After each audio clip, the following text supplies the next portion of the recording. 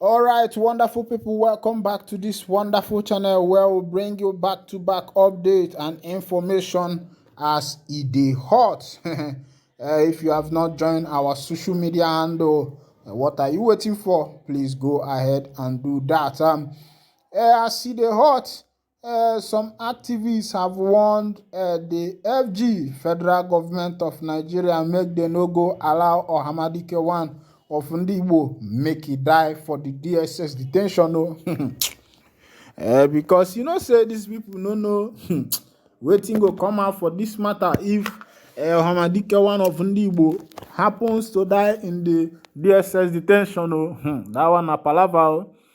Say get this talk where they say wetin na fella sing am.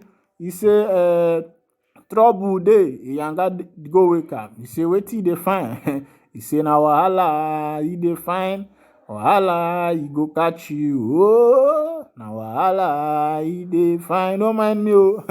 I no get good voice like fella to sing good melody for you. But the most important thing there is that these people are saying what is right, that MAZI NNAMDI KANU should not be allowed to die in the DSS detention. Because, and I think the fault is coming from Ndigbo, Ohaneze Ndigbo, the governors in the southeastern part of Nigeria, because they have not come together to take the issue that concerns MAZI NNAMDI KANU as a responsibility. Yes, the case is in court. Maybe some people might say, one of the sons from the southeast was saying, Ahamba was saying that the executive, that the president does not have the right to tamper with the matters in court, forgetting that the president himself has a veto power to pardon. Somebody like Asad Dokubo was also pardoned, and up to today, he has been declared as an ex-militant and not a militant. And some Boko Harams who have maimed people, murdered many people, wasted life, they were also pardoned during the time of President Muhammadu Buhari. Now, I'm looking at this scenario to be able to understand what is different from what Nnamdi Kanu has done. What differentiates these matters? Kanu has not killed anybody. He's only a political activist who is fighting for his people, who is, canvassing that his people be released, that they have a nation of their own. Meanwhile, some people like Asari Dokubo has vandalized pipeline, wasted national assets and the rest of them. Then people like Boko Haram has, maimed a lot of people, destroyed communities, and they were pardoned.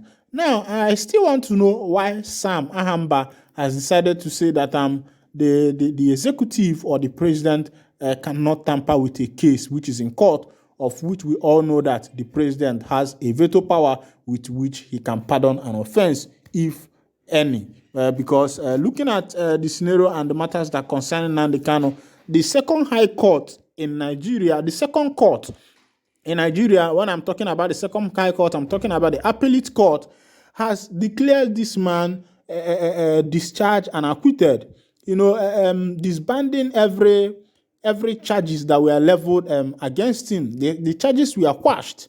And I'm still wondering why some people who are supposed to be legal juggernauts, learned juggernauts, will be saying that the president does not have a say in this matter. Meanwhile, let's go down to what these people are saying so that you can see the full details of this matter. Let me ride you. Join me on this ride. Please don't touch the dial. A political activist, Ayomipe Jato, has claimed the immediate past of All Progressive Congress-led government of former President Muhammadu Buhari passed a baton of military character to President Bola Tinubu after keeping the leader of the indigenous people of Biafra in the prison for years.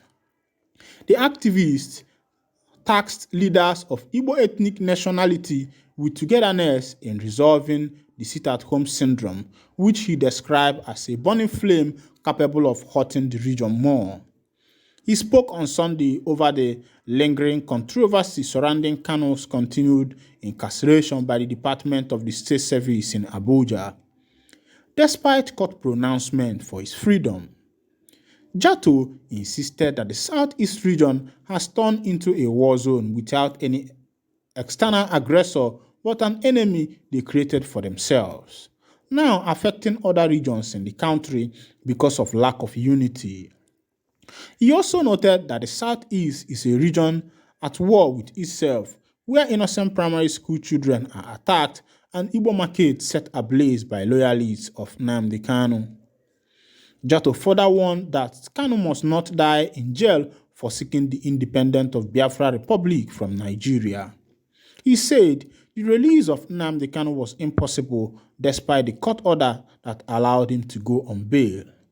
I urge President Bola Tinubu and the APC-led government to look into the issue. There are other pending cases on him in the court, of which only one granted him bail. Mr. President needs to look into it speedily to avoid a civil war which may last for 7 months and 3 weeks as the Great Seer. The matter requires following a political solution from the presidency and talks with Eastern allies. The current action of bringing out school children, beating and molesting them, burning down of Amaraku Market is inhuman, and it will have much effect on the children mentally. Nigeria is killing itself and unfortunately will remain stagnant. The people in the Southeast need to gather and speak with one voice, while the people in diaspora that have been funding them, claiming that the Fulani herdsmen are killing their women, are now regretting the outcome. It's now clear to them that the Fulani is not the only threat in the Southeast. Rather, the lack of unity in the Southeast is the threat to itself. On the sit-at-home order often issued by the pro-Biafra group in the Southeast, Mr. Jatto opined a massive protest is better than sitting at home. The Easterners can't sit at home for 1 million years in the guise that they want NNAMDI KANU out of prison. To me, it is self-deceit because it is like one punishing his own children backwards, which will affect the businesses of the poor Igbos.